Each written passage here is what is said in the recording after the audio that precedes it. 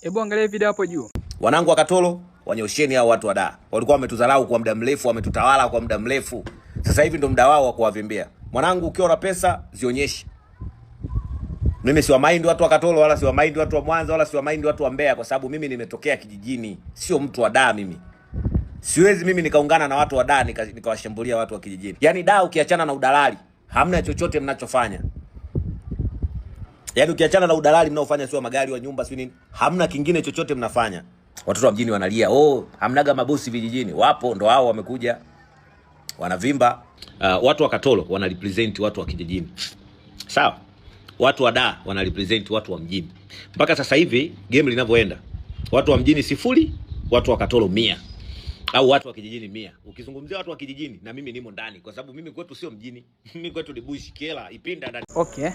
Hao ni matajiri ambao wameweza kutokea kanda ya Ziwa, na ni video ambazo zilikuwa zinaonyesha kabisa matajiri waliotokea kanda ya Ziwa. Tukiangalia kwenye takwimu ya matajiri ambao wanasifika na wanajulikana nchini Tanzania, sana sana ni matajiri ambao wametokea vijijini. Sasa kanda ya Ziwa kule Katoro, kule wapi?